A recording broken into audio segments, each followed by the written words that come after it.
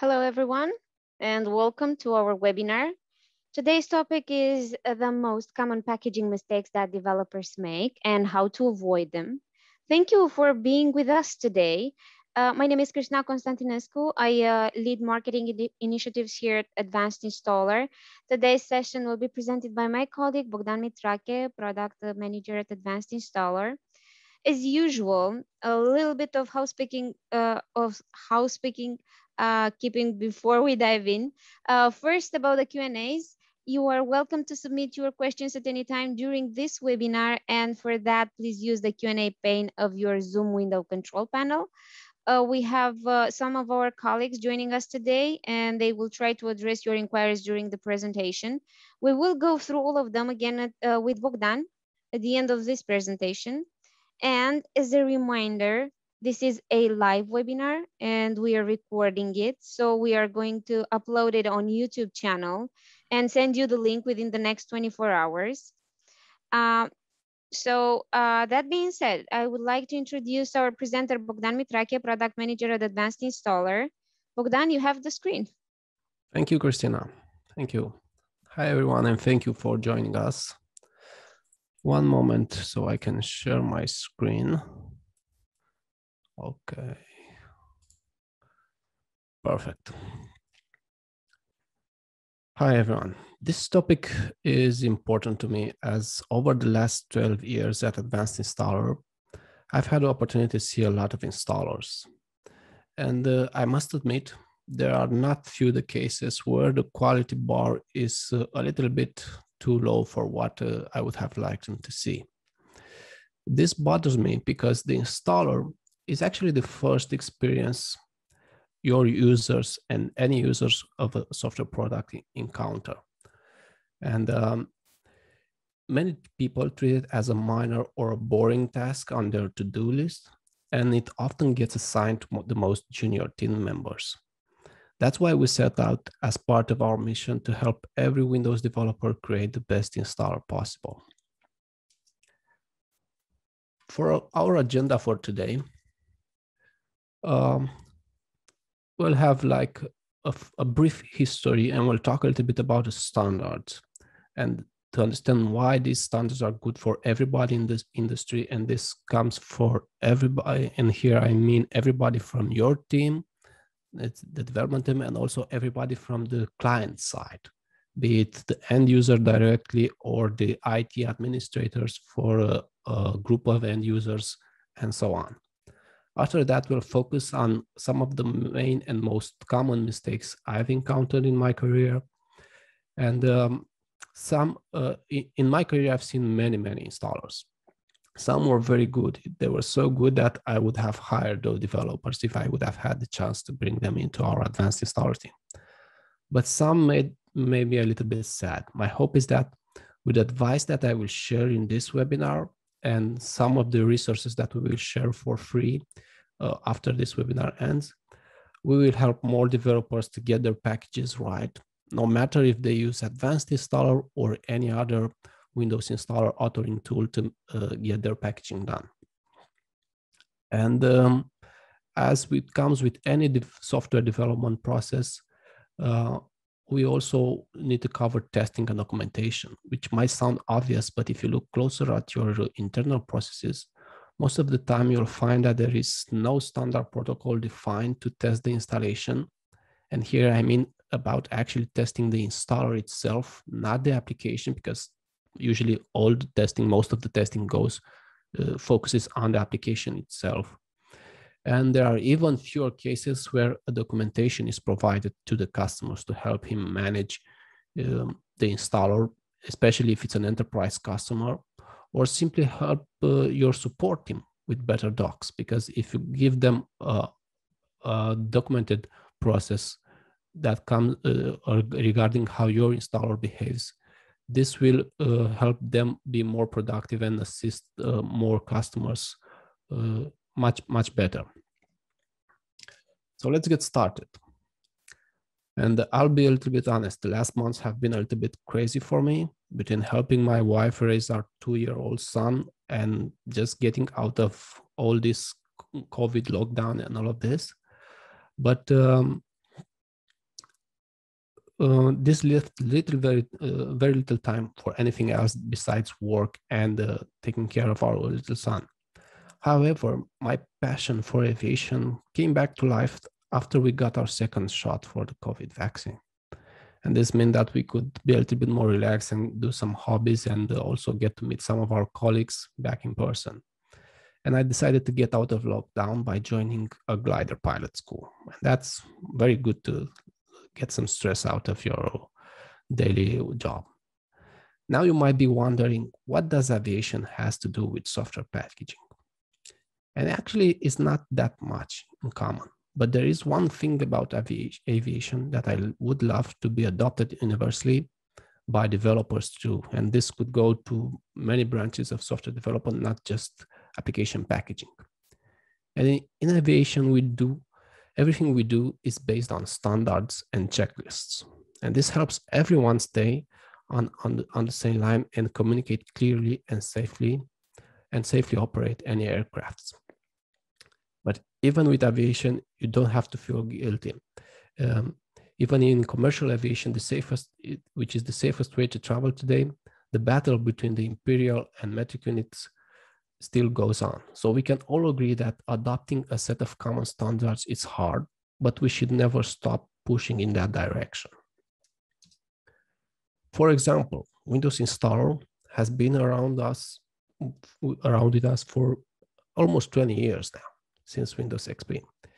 Even so, not all Windows developers create Windows Installer-based setup packages in 2020. Actually, it's 2021, but with all this COVID, it's hard to keep up. So script-based installers still have a wide adoption, and these have been around probably since the 80s, but I don't know, I was too young around then, but in the 90s, these were very popular because there was no standard method of deploying software on Windows platform. So everybody was just inventing their own script, and some were making them public, some were just using them internally, and deploying and packaging that software was practically a nightmare and maintaining it.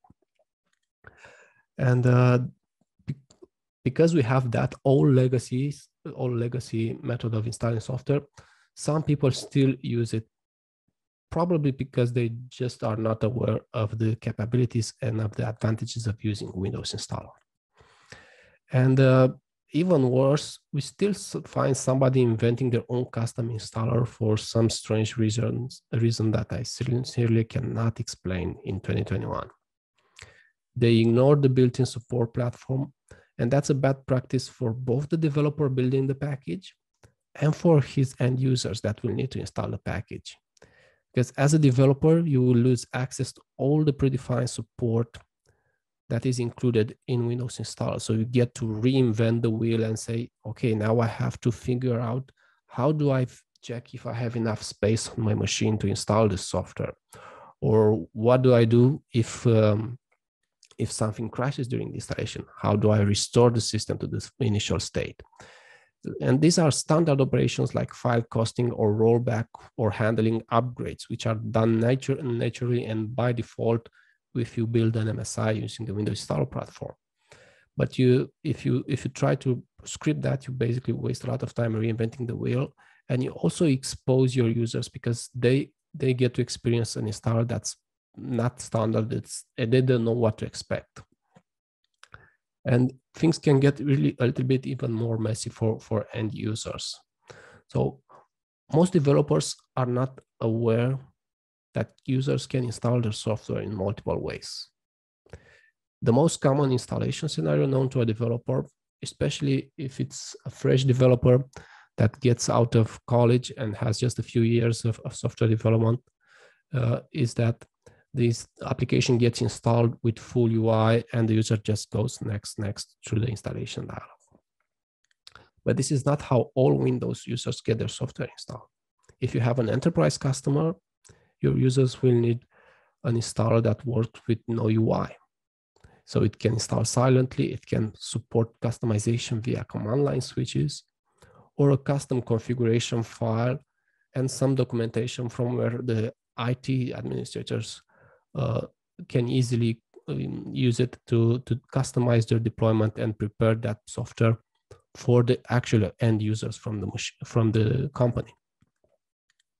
Even some basic scripting engine for setups that are not Windows installer based offer this support today, but you end up forcing customers to work additionally and to try to discover those command lines and to adapt to them. And what I always recommend is to allow your customers to leverage the knowledge they've built along the years. And especially with enterprise customer, their main knowledge is around managing Windows installer-based application and deploying them and updating them and debugging them and so on, everything that comes with managing an application inside. So if you have the possibility to deliver them an MSI, give them an MSI. If you have a newer application and you want to try MSIX, that's a perfect opportunity too. That's a standard deployment format. It integrates natively with the system, and it gives you the access to all the modern API that comes with Windows 10. And another recommendation that I have is to stop over-engineering your setups. Put your trust in a system that has evolved over 20 years and save your support team and your customers the headaches of using non-standard deployment technologies. And since I passed through these first sections, let me tick some checkbox in my plan for today. And let's get to our next part of the presentation. So, as I said, over-engineering is a common problem in the industry. It takes years of experience for a developer to spot the signs, and many times junior engineers working on the setup package don't have that experience. So it's not really their fault, they're falling for these mistakes. And even if you are adopting the standard packaging platform from Windows, you could still make many mistakes. And we'll go through some of them in the following slides. Windows Installer is a very powerful framework, so you need to handle it with responsibility if you want to avoid future headaches for you as a developer and for your support team, and most importantly, for your customers. For example, a simple mistake that still surprises me in 2021 is the storage of application data or configuration files directly in the installation folder. And this is not a problem of the installer itself, it's mostly a problem of how the application was written. But people try to sometimes solve problems of the application with the installer. So in this case, this is simply just wrong. You don't want to have an application that saves the configuration of a user or a per machine configuration in the program files installation folder. It will lead to unnecessary elevation prompts for the end users when they launch the application. And you can simply end up with users that cannot run the application because they are part of a set of devices in a managed enterprise pool where they have a standard user account. So they don't have any admin credentials. However, if your target user is a customer, is a home user or a self-managed device in very small businesses, which most of the times is an administrator, you can still have problems with your app data being lost during an upgrade or corrupted, or maybe lost during an upgrade of the OS when some applications might be broken and then the user needs to reinstall the application. So Microsoft already has some recommendation for this, and all I'm doing is to repeat this to make it more clear for everyone, to just follow the Windows recommended standards and store your application data either in the app data folder if it's per user, or in the program data if you need to share it with multiple users. And I believe that storing application data in the installation folder and unnecessary restart requests are the most annoying and also the most easiest to avoid mistakes when it comes to packaging. And as I said, the first one is completely preventable. So please try to fix it if you have this problem with your install today. But when it comes to restart requests, things can get a little bit complicated. Depending on the type of software you're deploying, it might integrate in a certain way with the operating system or with other applications on the machine, and you might not be able to completely eliminate restart requests. And if you can't do that, at least try to optimize the user experience. So to either move that request of restart towards the end of the installation, or even better, you try to check if the system was restarted when the user first launches the application for the first time. Because in that time, maybe some users will probably restart the system. Maybe they've installed the application today, but they don't have time to use it, so they'll get back to it tomorrow. So, and this way you're avoiding unnecessary restarts, and you're creating a much better experience for the customer. Okay, and since we are talking about user experience, let's also talk a little bit about bundles. And by bundles, I mean separate setup packages that are packaged together into a master installer, which is basically that installer. Its only purpose is to simply display a user interface from where the user chooses what to install. It's the most common bundle that you have probably all seen is the installer for Office, which gives you options to install Word, Excel, and so on. But basically in the background, there are many other installers that execute individually. And those cute and not so little installers, because usually those are very complex and can end up being very big packages, gives the user to install all the application that you as a vendor want to maybe upsell them or promote them. And they might look good from a home user perspective or from the perspective of your marketing team that wants to make the other apps from your company more known and more available to your customers. But be careful. There are no two vendors the same, and this applies to customer too. So even if the experience that Microsoft's presenting in their Office bundles installer might seem like very smooth and very productive for the sales team and the marketing team, in the end, it also leads to a lot of headaches for the people that install that application. And we usually don't encounter that headaches until we get a bug ourselves and we start reading the support tickets from Microsoft or from other vendors. So if you decide that bundles are useful to your customers and also are useful to your sales and marketing efforts, try to make also available these packages themselves as separate installers. This is especially important for enterprise users that want to automate these installs, but also for individual users that have problems with one of the packages maybe failing to install and this blocking the installation of other packages from that bundle. And this is very easy to do with probably most of the packaging tool, but at least with Advanced Installer, you can have multiple builds in the same project, and you can output basically multiple package from a single project. You can build an exe MSI, and you can use that source to input it into another package as a bundle. And if you do that, I can guarantee you that your customer's IT team will love you, and you will definitely stand out as a professional that knows his customers, and your support team will also have less headaches and can focus on the real bugs and real challenges of making your application more productive for your customers instead of fixing and helping customers with routine problems like installer issues. And since we're still talking about headaches, let's start looking a little bit closer at another source of those headaches. And that's usually the release of an update for your application. This can turn into a big problem for both you and your users.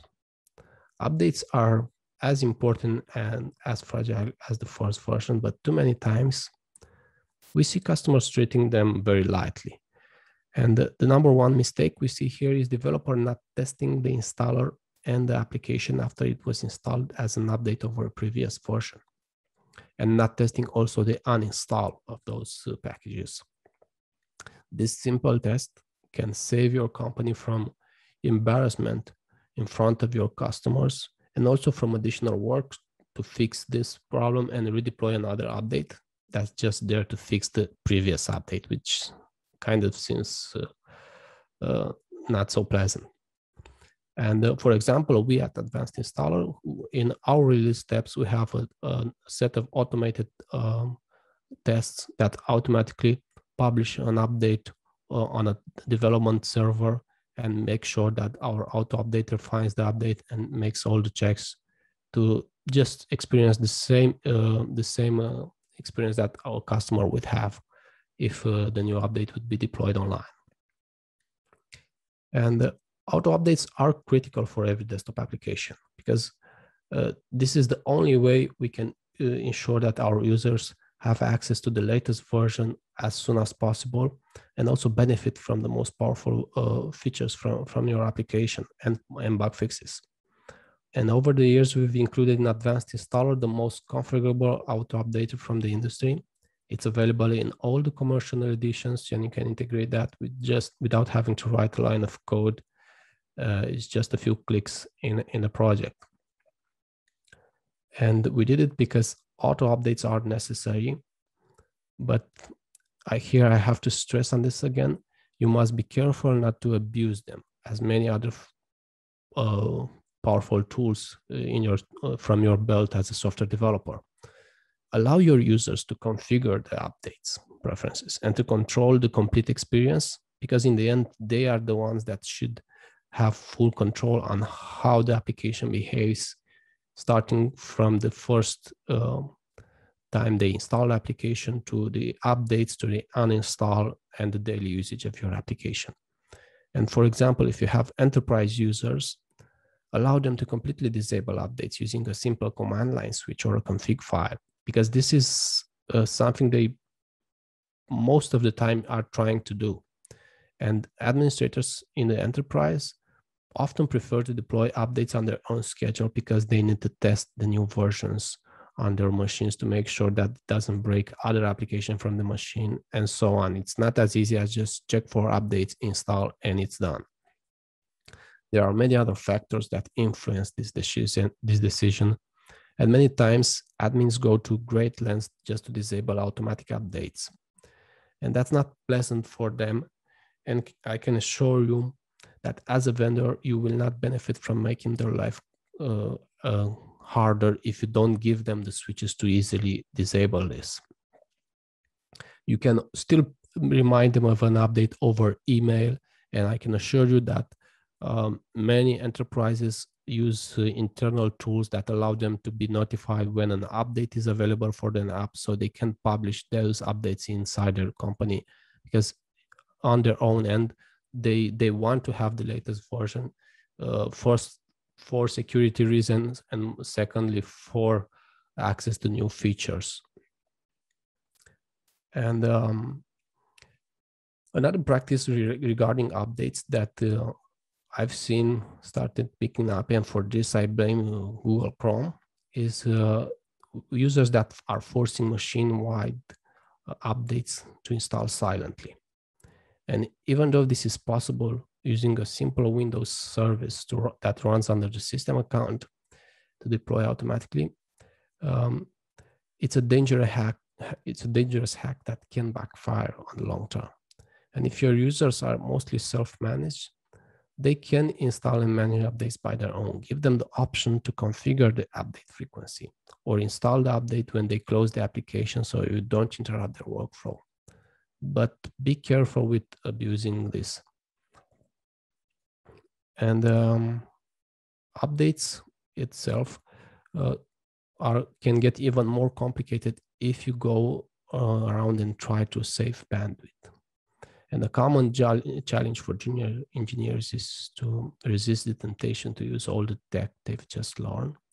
And this applies to installation authoring too. And no matter if it's a brand new technology like MSIX or Windows Installer, if they see something cool on a blog post or on a conference, they say, oh, we could try this in our installer and make it save, I don't know, a few 100 gigabytes of bandwidth, or make it the update install much faster, and so on. And the easiest one that the one that seems more attractive is to create a patch for your package, because you say, okay, I don't want to deploy another 200 megabytes or 500 and so forth for the application for just a couple of DLLs that change.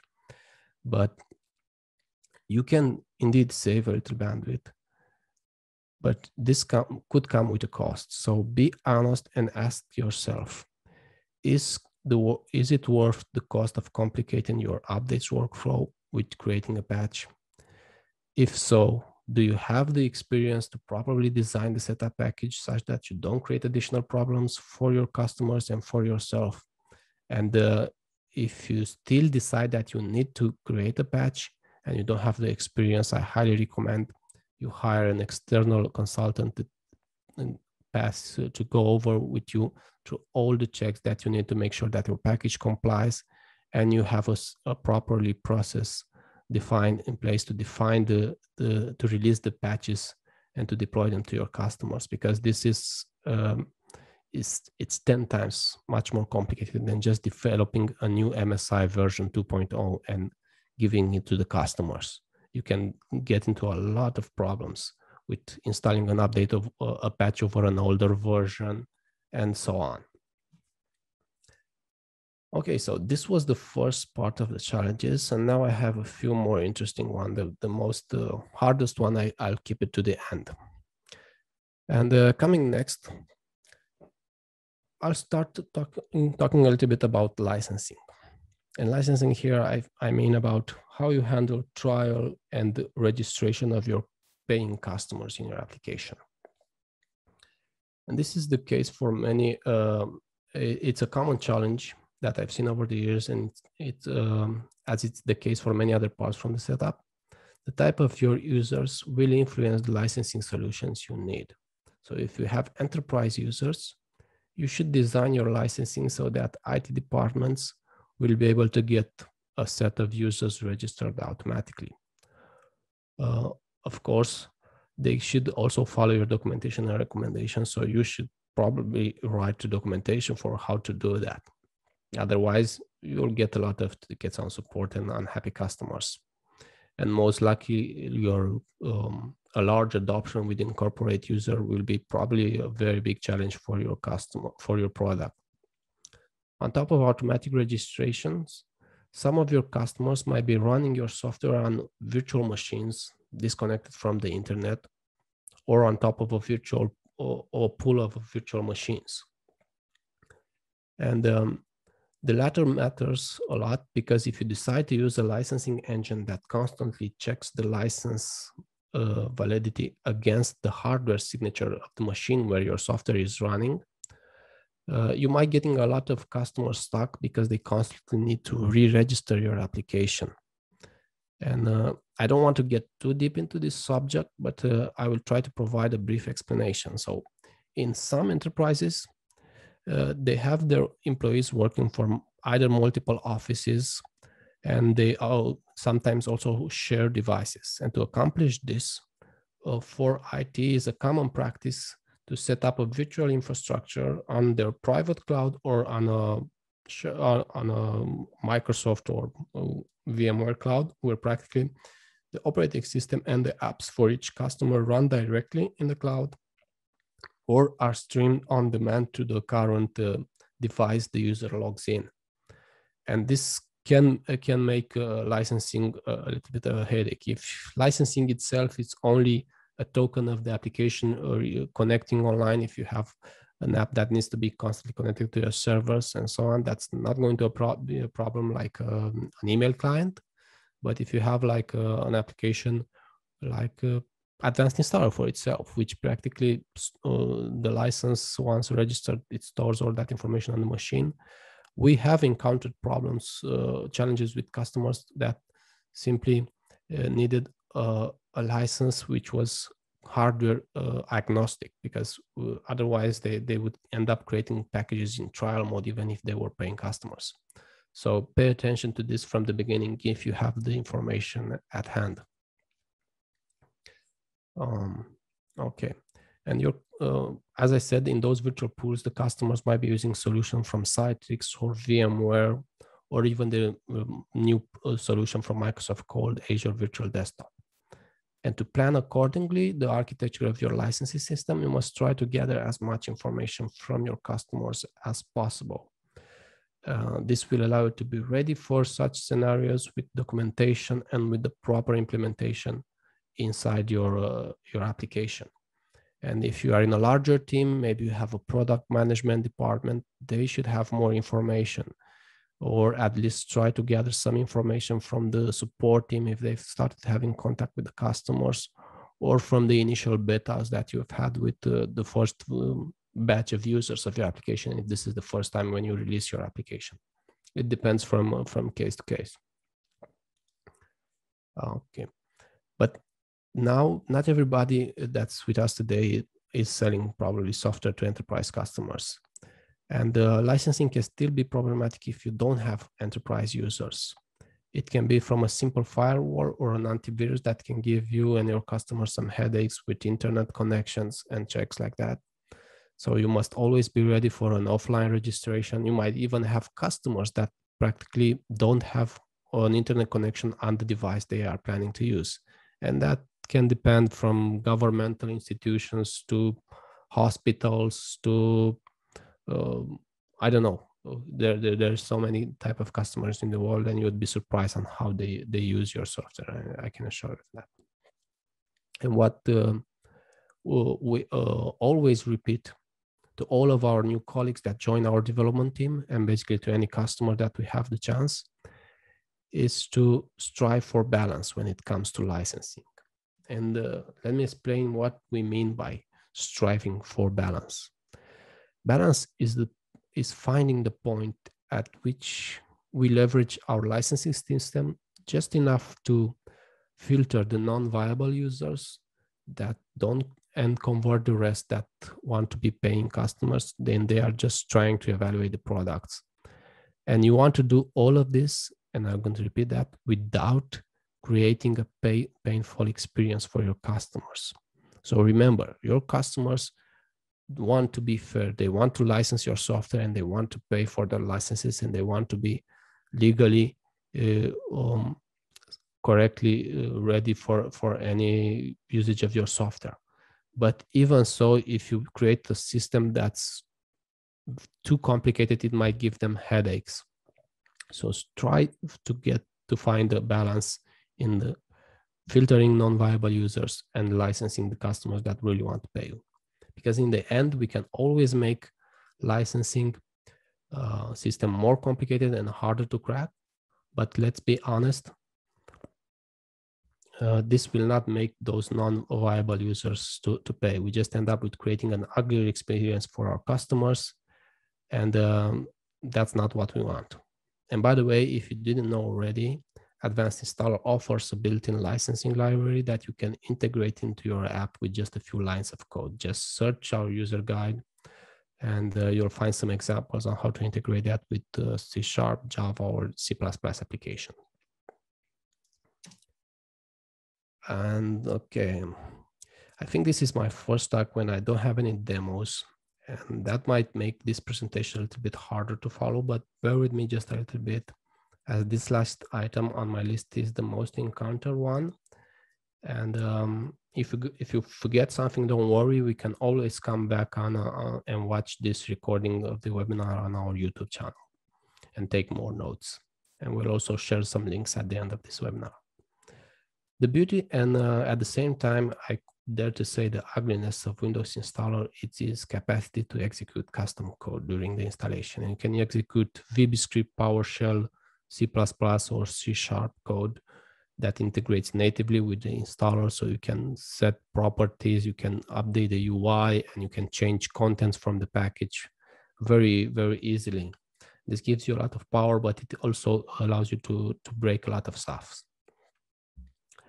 And about 6 months ago, I did a whole webinar on how to use custom actions. And if you're interested in the details, you can find the link of that webinar in the description of this one, or you can just go after this one ends on our YouTube channel and search for it. You just search custom actions webinar and you'll find it. And that custom action, that webinar includes some demos and more details on how you can run custom code, as I just said. But today I just want to remind two things that you should avoid doing in your packages when it comes to custom actions. And the first one is to never ever schedule a custom action that modifies the system in the install UI sequence. Any custom actions that create or modifies files or registry on the machine should be scheduled as default under the install execute sequence. So if you see in this screenshot, I have some sample custom actions here added into a project. So make sure that the custom actions are part of the execution stage. That's the equivalent of install execution execute sequence, and also they're marked as default. Okay, and this is because an installation,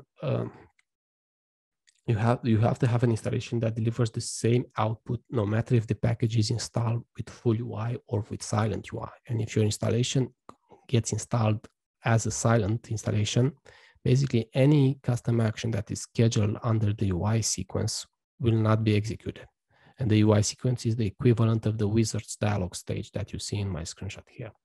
So basically, you will end up with an inconsistent package. And on top of that, another reason why you shouldn't modify the system with actions scheduled under the UI sequence is that you cannot schedule a rollback custom action on the UI sequence to clean up after your custom actions in case something breaks and the custom action fails. As I said, Windows installer has a native support for rollback. And basically when the installation crashes, it starts going back and reverting all the changes that it has already done on the machine. If it's started doing those changes on the machine, those are the changes that usually take place in the install execution stage that you see highlighted in this screenshot. The purpose of every installer should be always to leave the system in the same state in which it was before the application was first installed. So this applies for both successful and failed installation. So you don't want to have failed installation leaving partial changes to the system because it can block the user from either reinstalling the application a second time, or even worse, it can break other apps from the machine because it partially modified a shared configuration file or something like that. And for that, you use rollback custom actions. And I've added one in this screenshot too. So basically any rollback custom action must be added just before the default custom action. So in case something breaks, the Windows installer starts executing back all the rollback custom actions starting from the point where it crashed. So rollback custom actions are quite simple. In most cases, a rollback supposes you need to either delete the file or a registry that the previous custom action created, or restore from a backup an older version of any of those resources that might be modified in the case it wasn't created from scratch. So I urge you to please don't get cheap with rollback custom actions. You might say you don't have the time or it's too complicated to learn something new, because they will just become technical debt that will pile up and cost your team more on the long term. Okay, and with this, I think we've gone over through some of these pro tips. I'll share with you the full list after the webinar ends. But now let's go over to building the installer, and let's talk a little bit about how you should test your package. And this section is a little bit shorter, so forgive me for having just a few slides, but each topic of our agenda can be a webinar on itself. So for this topic of testing, we're preparing some more materials for you to use as learning material. And over the next months, this summer, hopefully we'll go back to this subject a couple of more times. Our team is going to release a free book in a month or two, depends on our vacations. And this book will have detailed scenarios and examples that will give you more details on how to properly test your installer. And we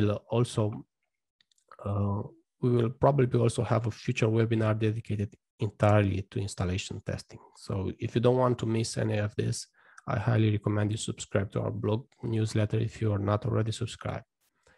And as you've probably noticed so far, Many scenarios that I covered today include enterprise deployments of your application, and this is also valid for testing and documenting your installer tool. And the number one scenario that you should be always testing if you have enterprise customers is a deployment of your application under the system account. You can do this very easily with a free tool called PSExec. It's part of the SYS internal toolkits developed by Mark Risinovich. And using PSExec, you can launch a process as running under the system account and install your application silently on your test machine to replicate the same deployment scenario that an enterprise customer would have when using SCCM or Intune or any other tool to manage their software in the enterprise. And let me explain why you should test the scenario. First, the scenario is important if your installer is deploying per user resources like default templates or configurations, or maybe a license information if that if you have provided the user with information with documentation on how to automatically register the application. And to make sure that your application since now the application is actually running the installation process under the system user account, not the actual account of the end user that will use the application, which, as I said, will be probably a guest user which doesn't have any admin account, admin credential. This means that the app data path will be resolved to the system app data path and not the app data folder of the end user of the application. So basically anything that the package installs under app data will be installed for the system user and not the normal users on the machine. And to make sure your application also installs those resources in the end user app data folders, you either need to use self-healing support from the self-healing support from Windows installer or the active setup support. And I won't go into details on how to do that right now because we have articles on our website, and you can just search on advancedinstaller.com for self-healing or active setup, and you'll find step-by-step instruction on how to configure that into your installer. Or if you're not in a hurry, you can wait for our installation testing handbook that will be released over this summer. And there we have detailed the steps on how to do that. And if we're still talking about the system deployment scenario, there's another case that's important. And this is related to the UI of your installer that I also mentioned a little bit earlier when we were talking about custom actions. And an important fact that you must remember is that you should never have any kind of UI rendering during an UI silent installation. And the easiest way to fail this part is to schedule custom actions that display some blocking UI messages or errors while they get executed in the install execute sequence, because the installer itself natively doesn't have any kind of UI that gets displayed Windows installer, but from your own code you can do this mistake. So this is a big no. You should always test this and make sure that your custom actions don't try to create or to give any UI based messages, because basically it will block the installation and it's going to be harder to debug it. And probably it will also look unprofessional to your customer. So you should never ever have any custom actions that execute, that ask for user input via custom UI, or as I said, display an error message that blocks the UI. Any UI interactions that you want to have, it should be scheduled under the install UI sequence or the wizard dialog stage, as it is named in the advanced installer UI. And it should also be documented so that admins from IT departments can configure and use a command line, or as I said, configuration file or transforms to provide the software automatically pre-configured to the end users. But what should you do if your installer is mostly installed directly by the end users? And for example, you have a consumer product with a global user base. What should you test in that case? In this case, you have the following scenarios that you want to test. I also recommend the system account deployment, because from time to time you will have customers in the enterprise that say that this fits me well too, even if your 80% of your users or 90% are consumer based. And in this case, I recommend that you test your installer over multiple versions of OS, of an operating system. And obviously, you must start with the most popular systems used by your customers. Today, we still have a good portion of users using Windows 7, if it's still, even if Microsoft still doesn't offer support for them. But going forward, you'll probably see a lot of users using different versions of Windows 10.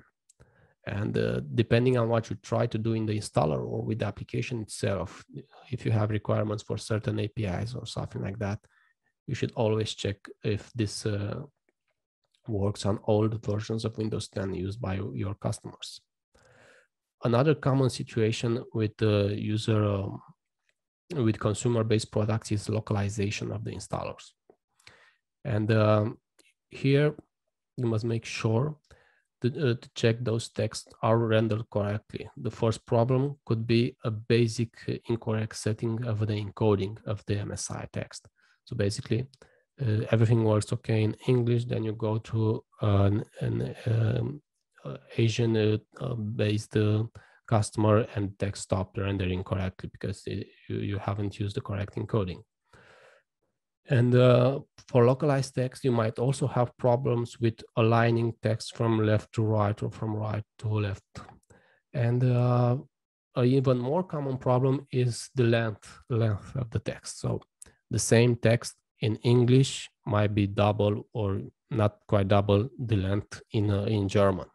So make sure that the static labels or the areas where you display text are wide enough to cover to support displaying the entire text to all of your customers. Okay, and the most strange one and harder to find, because it's also a very rare scenario, is when localization issues affect how your custom actions behave. And this happens if your custom actions are relying on English named system resources. Some of those resources, like for example, the name of a built-in user account, administrator, or are different in other languages. And this can lead to your custom action failing. And it's harder to pick up by your testing team or by developers even less, because probably they'll test the installer only in the default language they have on their machine. And for consumer software, you should also thoroughly test your updates, because unlike enterprises, where most of the time the updates are deployed and tested by the IT departments, so you have a chance to find a problem before they end up and break something on the end user machine. The users, the consumer users usually get the updates more often, and most will install a new version if they are notified immediately. Testing your update can vary depending on how complex your system is and how large your user base is. You can have multiple updates channels like beta and release channel, or you can have different SKUs for each language and so on. So here it depends on how complex how large your user base is. And it can also be influenced by how old the versions used by your customers are. If you have a wide spread of old versions of your application in use, maybe let's say now we have customers using version 18.4 of Advanced Installer, but maybe some customers are using version 12, which is 6 years old now. You might get some problems with upgrading a project from that older version to this one if you don't test it correctly, and so on.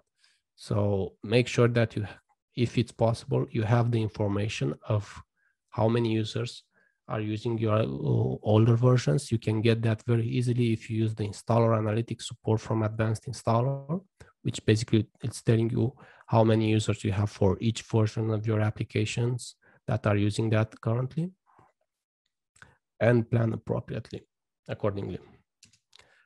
And of course, when it comes to automation, your best friend in all these tests is to use virtual machines. You can have paid solutions from VMware, or you can use Oracle VirtualBox, which is a free solution, and so on, depending on your expertise and the budget that you have. And automate as much as you can, as I said. Automate for updates checking, automate installing the application and checking for certain files if you are registered to be present on the machine. Auto IT here or any other tools that allow automation can help you with automating UI elements that you don't have command lines for. So there are ways to automate it and to save a lot of time for you. Nobody wants to test the same scenario manually for each release. And it's also less error prone when you automate stuff. And as I said a little bit earlier, testing the installer can be a subject for a full webinar, if not maybe more than one. And since we don't have enough time to go on this topic today, I highly recommend to follow us closely and wait for us to release the new ebook on installation testing later this summer. And I think we're getting closer to our final part of this webinar. So we've gone through the basics and the standards, the tips, and how we should test the application. And now let's go also over the documentation of your installer. And as it just happens with any technical debt, the time you apparently save when you skip the documentation stage will still be paid mostly with interest later by your team, and also by your development team or your support team, or even both. So basically that kind of payment that you will do, it includes two types. First, your support team will spend more time assisting customers with specific information regarding the requirements of your installer, of your application, what it needs to run, what are the prerequisites. Do I need .NET 5, 6, 4, and so on. And the same support team will also lose a lot more time investigating cases where the application fails to install. If you're lucky and the customer reports the problem, because sometimes you might lose clients that never report a failed installation, and go on and simply try a competitor product. Okay. You can improve this very easily with a single line of code. So most failure during an installation take place because custom actions have not been tested enough. So all you need to do is to add one line of code in your custom actions. And here I have an example. If you're writing a C# custom action, that line of code is session.log and the message that you want to log. And basically this message will end up in the MSI log that is created by the Windows installer if you launch an installation and instructed to create a log of the installation to see what's crashed. And this way you will be able to write anything you want in the MSI logs and provide all the information you think is relevant for speeding up the debugging of your custom action, because sometimes it will be harder to debug, to reproduce an error from a customer.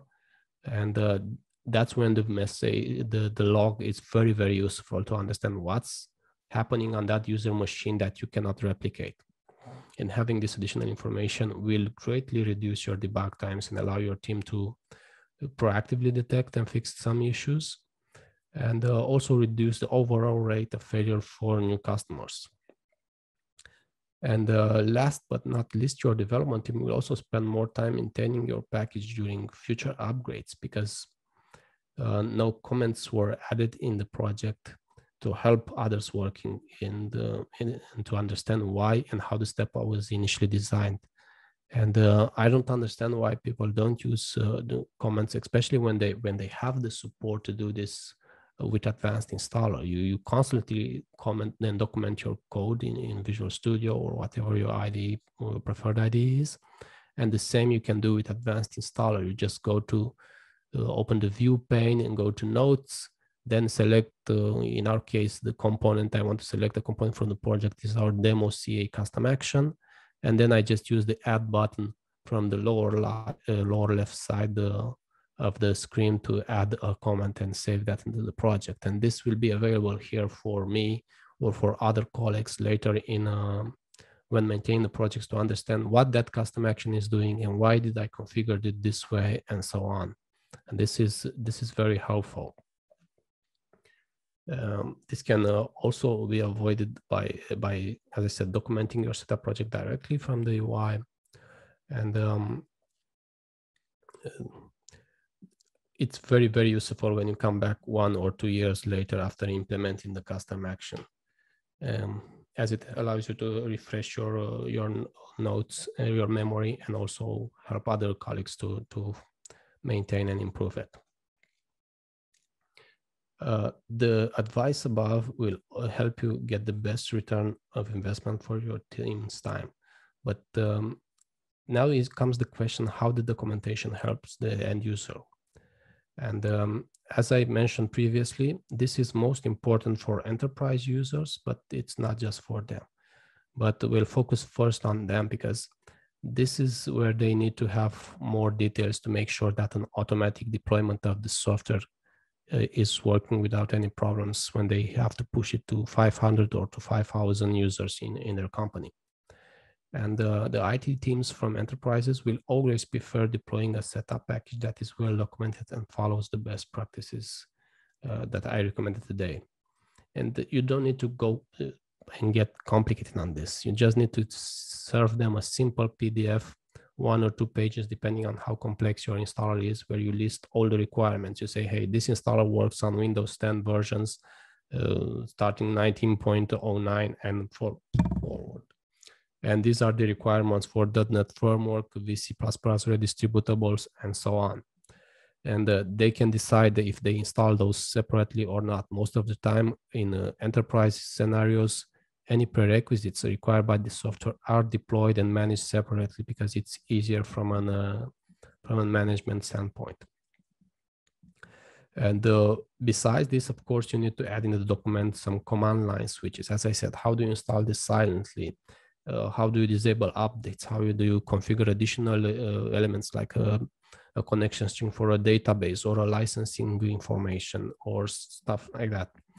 And as I said, clear steps to make it easy for them instead of giving them headaches and letting them guess how to do this, and then also wasting more time from your support team. These are materials that can be leveraged both by the customer and the support team. And all these steps are documented here in this list. So if you, what I've been showing you here is basically a simple web app accessible for free on our website. Basically here you can define your applications and it will be saved in your cache. So you don't need to log in or something like that. You will always have it saved here, and you can export the report as a PDF, and you can go through all the steps and verify, hey, am I delivering an MSI? Do I support command line switches? Is my application requesting internet? And how all these recommendations align with your user base, because as I said, some are more important than others. And you can access that for free on our website and also export a PDF. Here are the links that you can use. So more details about the practices that I recommended are in the following 2 articles. That's software packaging best practices on advancedstar.com and advancedstar.com/enterprise application deployment. And the web app that I just showed you, the one from here, is available on advancedstar.com/software packaging checklist. But we'll put all these links in the video, and you'll get them in the email when this webinar ends. And now I think we have a little bit. Let's try to get some question answers because it's almost 1 hour. So we have a few questions from Jeff here. And Jeff says, we use the public documents folder. This seems to be the most open directory for application data. Do you see a problem with this one? And this folder, the only problem that I've seen, Jeff, with the public documents folder, if you want to migrate your application to MSIX. And the problem is that this folder is not part of the virtual file system for an MSIX application. So basically, you'll need to do some tricks using the package support framework and some file access redirections to access those resources from an MSIX application. But other than that, I haven't encountered any other problems with using this folder for storing application data. So you should be fine as long as you're deploying it as an MSI. Another question from Jeff is how to ensure admin privileges before installation. Many end users try to install our package without access to registry. How to check before they install? If I remember correctly, Jeff, I think we have a launch condition. So basically, when you want to check certain resources with an MSI before the actual installation takes place, you have the option to define rules that must be accomplished so the installation can continue. And those rules can be software that needs to be already installed on the machine, a certain version of Windows that is required, and so on. And from what I know, there is also a launch condition. So all these rules are available in the launch conditions page in Advanced Installer in any project that you create. And in that page, from what I remember, we also have a launch condition that checks if a user is administrator or not. And you can also define your own custom launch conditions, depending if you want to check if an older version of your application is there or some partner application is available on the machine and you want to install an extension for it. Oh, here's a good question from Jeff. So how to convince IT that our MSI is virus-free? Are there any tools out there that IT can scan the MSI? Otherwise, we have to unpack the install and scan our files individually, and that could be hundreds of files. That's a very good question, Jeff, and it's something that we and many software vendors have been fighting with for years. I think I've written 2 articles on our website, so if you just search advancedinstaller.com for antivirus whitelisting or antivirus false positive detection, you'll find a more detailed explanation, but shortly, I'll give you the answer now how we do it. We submit every release after it's digitally signed with our official digital certificate. So we don't submit intermediate daily builds, but we submit the final release to virustotal.com, which practically provides a free virus scan against the major antivirus providers. And if we see any, as it's often the case, we see at least in 1 of 2 releases every 2 months, we see some false positive detections. We simply have templates with the submissions for those customers, for those antivirus vendors. And probably it would be a good idea for us to publish the links where you can go on and submit a false positive for every major antivirus vendor, because I see this is a problem.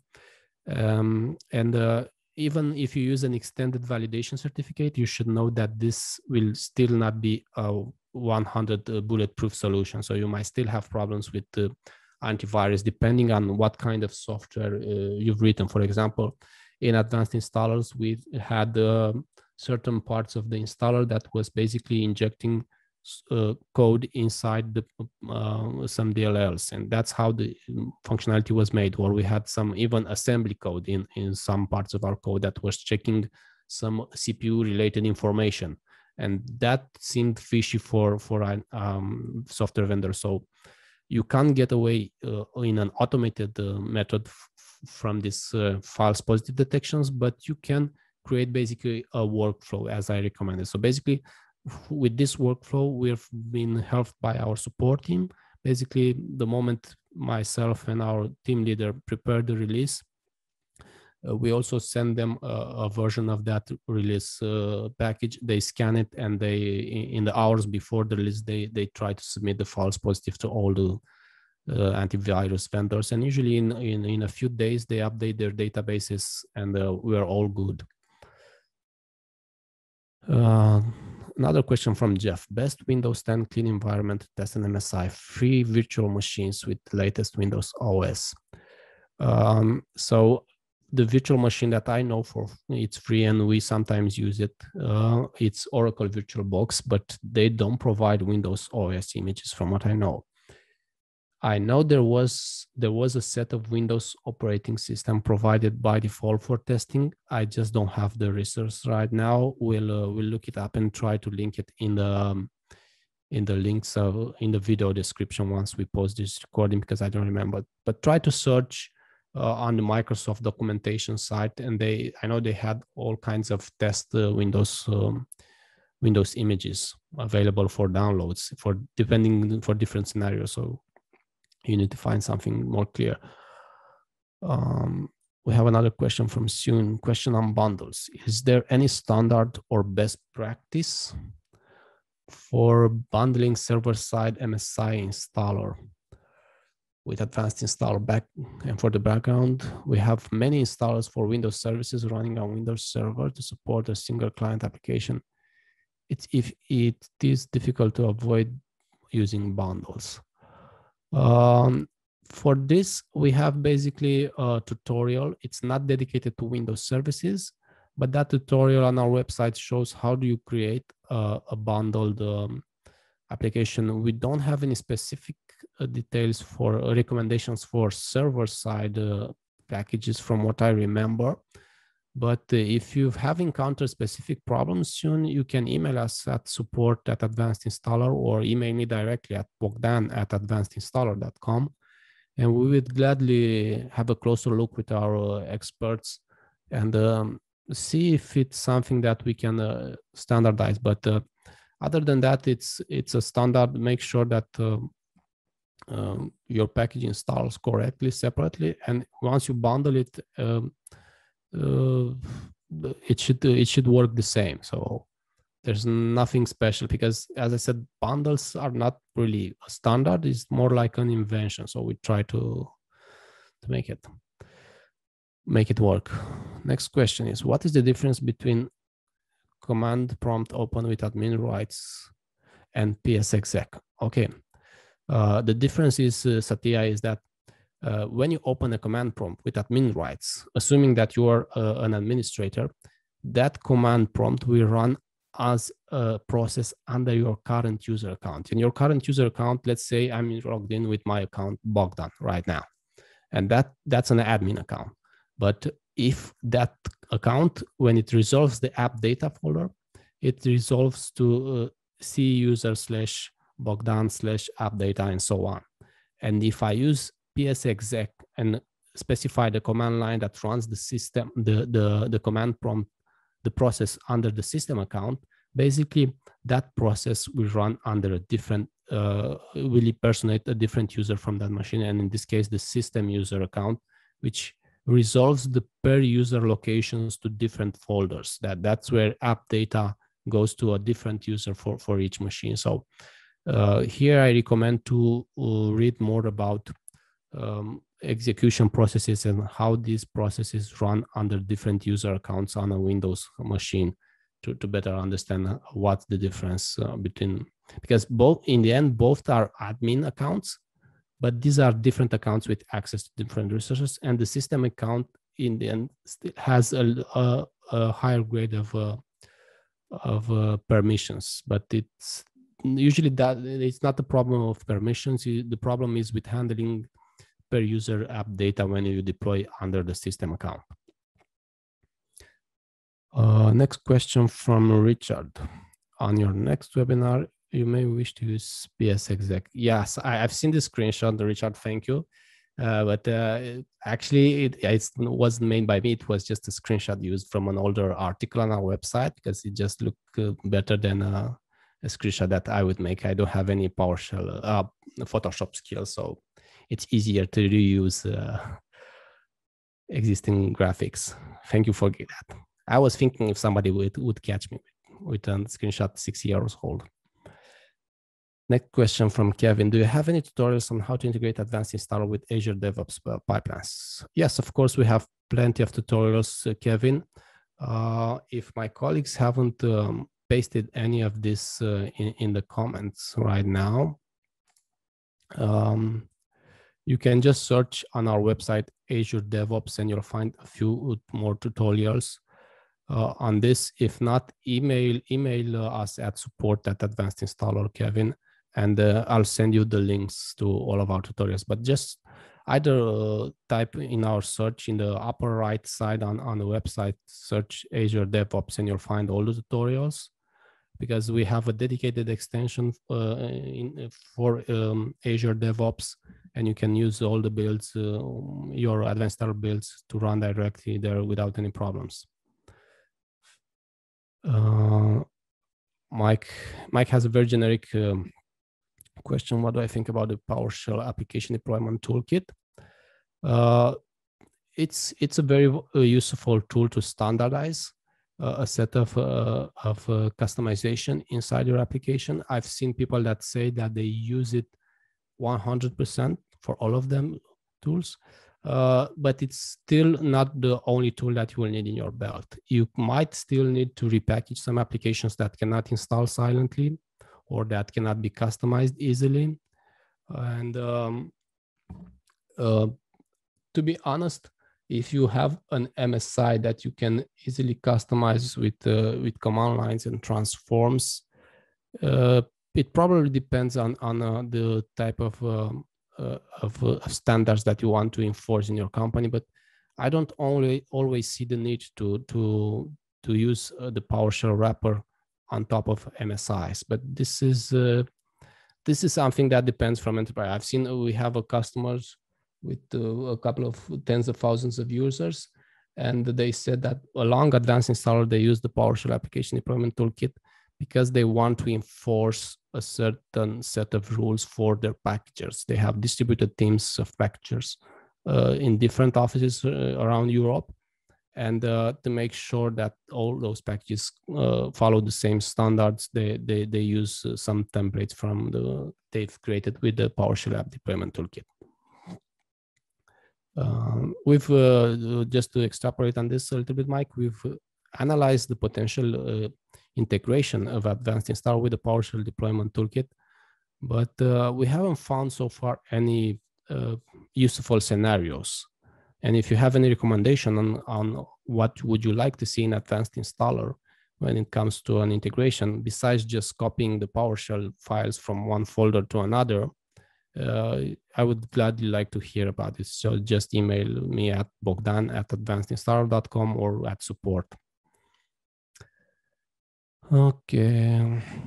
One more question from an anonymous user. Just to understand all the possibility of advanced installer and how we can adapt it to our software requirements. I think I didn't understand this question, sorry. The best way to remove user profiles and user registers. Some applications are installing on user profile when user installs them, and instead of manage enterprise. I'm sorry, anonymous, but I think you kind of written this question in a hurry, and I just can't understand it. So if you have more time, email me with the question, and I'll gladly follow up. Okay. One more question from Monty. We use a text file that's stored under app data directory that defines IP addresses that are application references during startup.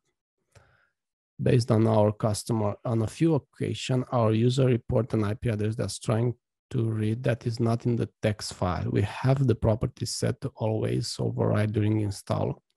Is there another setting in advanced installer to ensure a file is always overwritten that we're missing? We always save the file, then do a rebuild before sending to a customer.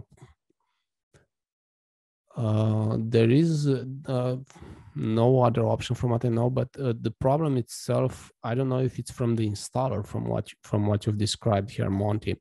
Maybe the IP address changes after the user has installed the application.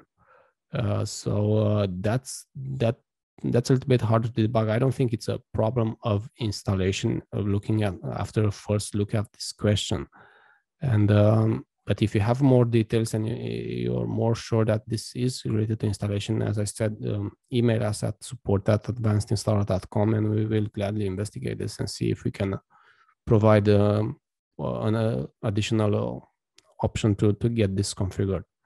But from your initial description in this question, if it works for most of the users, it might probably be that some users are just having their IP address changed by something else outside of the installation process. So that's basically something that you need to detect when your application is running and not when you're doing the installation. You're welcome, Monty. So I think that's about it for today. Thank you very much for joining us, and stay tuned for our new book that I've just announced for the installation testing hand guide, and give it a try and let us know how the software packaging checklist and the recommendation from the articles linked here are helping you. And if not, tell us what would you like more to be included in these articles. Thank you for joining us today. Bye-bye.